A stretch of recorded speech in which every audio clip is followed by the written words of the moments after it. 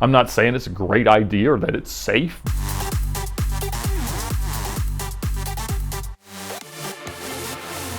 A couple weeks ago, my phone just blows up with notifications from Facebook and Instagram and VINwiki and everywhere else that I look for cars saying, "Ed, we found you a Bugatti." And of course, that's something that's a very interesting proposition to hear. So I go looking, and there is a guy on Facebook advertising a Bugatti Veyron for $300,000. Obviously right now the market is give or take $1 million retail for an 06 or 08 car. That's well beyond obviously anything that I could ever manage, but something at 300 grand, I don't mean to think that's cheap, but with older exotic cars, they really don't depreciate. And you can get long-term loans and low payments from places like Premier Financial Services. And as long as you kind of float it, if you either buy it cheap or if it appreciates, you can make money. And it's a way I've made a lot of money on cars over the past few years. And I'm not saying it's a great idea or that it's safe, but it works for me. And so the prospect of a $300,000 Bugatti was obviously fascinating. And so I'd start doing some research and I contact the guy who is selling it. And he was expecting my call due to the number of people who had tagged me in his posts. And he told me a little bit about it. And it was in fact the car that had been driven into the Galveston Bay.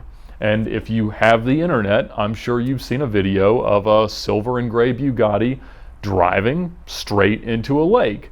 And if you've continued to follow the story at all, you've learned that the person driving had said that he was distracted by a pelican and drove off the road trying to avoid hitting it. But magically, but not that surprisingly, when you drive around a car like that, at that very moment, someone in the other lane was filming the car.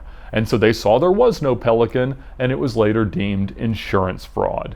And he had filed a $2.2 million claim against this car and ended up obviously being sued and prosecuted for the damages and the fraud. And he went to prison for 10 months for this. The insurance had paid kind of a salvage rebuilder to take the car apart to really determine the extent of the damage. This was around Houston. And it had sat there for about 2 to 3 years after they had rejected the insurance claim. The person who had run it into the lake had served out his prison sentence, and it just sort of sat partially disassembled. And he then sold it, still having ownership and the car having a clean Carfax, to an exotic car dealer. And that person apparently got a $980,000 loan against it. Then his dealership, within some period of time after that, went out of business or declared bankruptcy. Regardless, there was still a lien to a real bank for this car, so they would receive the asset in the event of insolvency of the person. But in the meantime, he had been paying the same rebuilder salvage guy that had taken the car apart for cleaning and an investigation by the original insurance company, had continued taking the car apart and trying to see what it was really going to take to put it back together. But as he hadn't been paying his bills for the disassembly and the rebuilding, that had kind of stalled. So at that point, the bank who had the loan against the car had owned it. But obviously it was probably even less valuable then than it had started out when they made their loan against it. And they probably never knew that the car was disassembled, because a lot of banks don't really require an in-person inspection even of a $980,000 loan.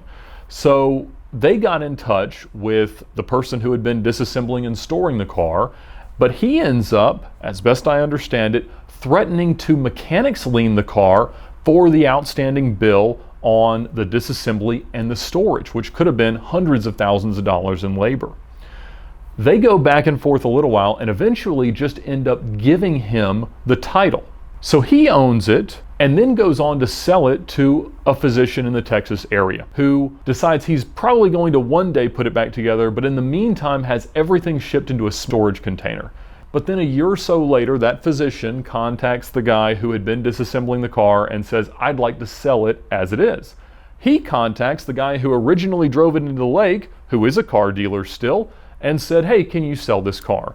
So that's how this car gets put on Facebook for $300,000, and my inbox gets filled with, "Ed, we found your Bugatti." So I start talking to the guy about what he knows, and he's very forthcoming about his initial interaction with the car, but at this point, he doesn't have a lot of details, because to recap, he drives it into a lake, files an insurance claim, they reject and sue him, Charges are filed, he goes to prison, gets out, still owns the car, sells it to a dealer who gets a big car loan, dealer goes bankrupt, bank that holds the loan repossesses the car, try to get the car back, get threatened with mechanics lien by rebuilder guy, he gets the title, then he sells it to a physician who then moves the car so no one knows about its current condition, then asks the rebuilder to find him someone to sell him, who refers him back to the guy who originally put it in the lake. Once the thing's back together, compared to the market for any other Veyron, it's probably a $600,000 to $650,000 retail car.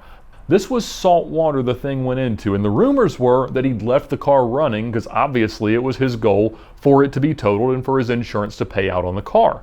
So it had been sitting around, and he knew that the original rebuilder had done some things, like he'd had most of the radiators remanufactured so they would probably work. He'd sourced a couple of the ECUs, sent them back to France to the factory, and some of the things had been done, but he said it still definitely needed axles and hubs and all the fasteners, all the screws, because they were massively corroded. Obviously, I'm not the guy to put this thing back together, so I start making a few phone calls. And I talk to dealers, and everyone immediately says, as you would imagine, and any rational person would advise, run away as fast as you can. But the dream is still alive. I mean, I want to at least vet out all the possibilities to see if there's any way that I could own this car. So who do I know that likes putting cars back together that everyone else thinks will never work again? Freddie. So I called Tavarish. And Tavarish had called me actually at the point that he was buying this Gallardo. He sent me a link, said, Ed, what do you think? I know you like Lambos, you know everything about every one of them. What should I do? And I said, well, from an entertainment perspective, you're going to run into so many walls with this car that it should make for some great content. And I know that's a benefit to you and to your audience. But I've dealt with a lot of these kind of hacked together twin turbo cars, and most of them have a main issue: wiring harnesses. Most of the time they're drawing power and signal from all these different parts of the car, and they build up so much resistance from all the cuts into and the splices into the wiring harness that the car, once it's all put together and should work, doesn't. And it's usually not the engine management part, it's the ancillary stuff. Putting the top up and down on a Spider, making the windows go up, the locks, things like that. Those stop working because the car just doesn't know what's going on anymore. And that's not wildly uncommon with aftermarket parts, but it was salient in this circumstance because that was where this project seemed to have ended for everyone who had tried to put the car back together so far. The wiring harness was compromised and it couldn't be purchased from the factory. And Freddie thought that that was the coolest thing ever because he had had to rebuild most of the wiring harness on his Gallardo. And he said, it's all kind of the same. It's probably a little bit more like a Bentley than a Lamborghini, but it's all Volkswagen, Audi group parts. And probably there's a lot of cross compatibility. Now, if we can't find a parts diagram and a wiring diagram, we're going to have a really hard time. But he was super excited about the prospect of working with me to try to find ways to put this thing back together. And obviously I was still reluctant because while he is establishing a track record of being able to do the impossible when it comes to reassembling these cars, there's still a lot of things between a $300,000 investment and a $600,000 theoretical retail value. And the other aspect of it is when anything breaks on that car, the wing, the suspension, the transmission, it's about 250 grand to have a dealer fix it. Since I didn't really want to sell my LP640, I would have had to get a loan for this car. And I wasn't going to go try to, pull the wool over the eyes of a bank like the dealer had and try to get $1 million loan for it. So I called Mitch at Premier and I said, hey, what would you loan on it? And he said, well, talk me through your plan. And it's great to have people like him in the business that can kind of say, all right, let's actually have a discussion about how this all plays out. Because I know that not everything's going to go right as you plan this out. I said, for sure, I get that. Here's my thought. I've got Freddie who wants to help, and I don't know how far he'll get. I don't know what'll be possible, and I don't know exactly what I'm going to end up having to pay him in parts and everything else to get this thing done. But at the very least, we're going to make progress, and we're going to have a very clear picture after he finishes playing with the car of what it will really take. Then what happens if we run into something that we just can't do? And the best comp for that was actually a Lamborghini that used to hang on the wall in the museum. About every 10 years, Lamborghini changes the car that hangs on the wall at their museum in Sant'Agata. And now it's an Aventador Roadster, but prior to that, it was an orange Diablo 6.0. And that shell having no interior, no drivetrain, has actually transacted a few times. And whether it's to be used for an eventual crash or whatever, that has sold as a decoration of sorts for between $100,000 and $150,000 several times. And so I figured if we could just put this thing back together as a shell, paint it back to its original colors, maybe even drape some seaweed over it as the car that ran into the lake, this will probably command something to hang on a billionaire's wall. And he agreed with that, and he actually called the car around as a decoration to kind of get some ideas, and he came back with that being worth about 150 grand. And I agreed with that. I said the other thing is we would have the interior, the motor, the transmission, and a ton of parts that we could sell to a luxury furniture builder as coffee table, chairs, whatever the case may be, and that could probably recoup another $50,000 to $100,000.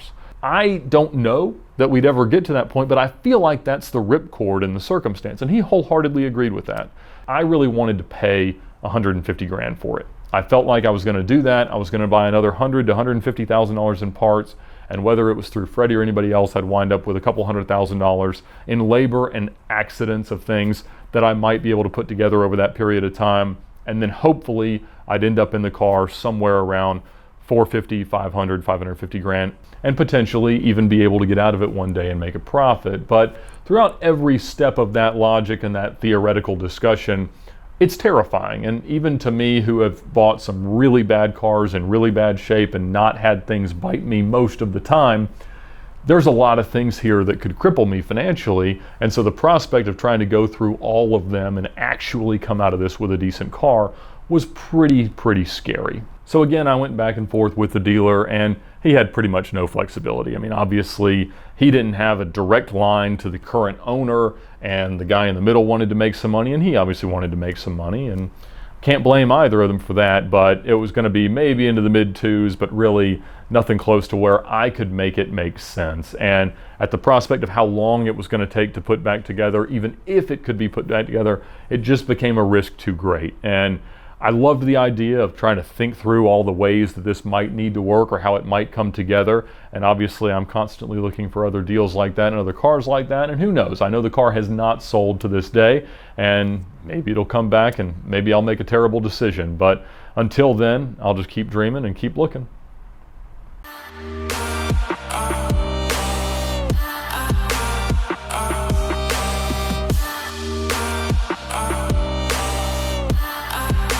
I'd like to thank the guys at Avalon King for supporting the channel this month. If you want to try it out yourself, there's a link in the description below.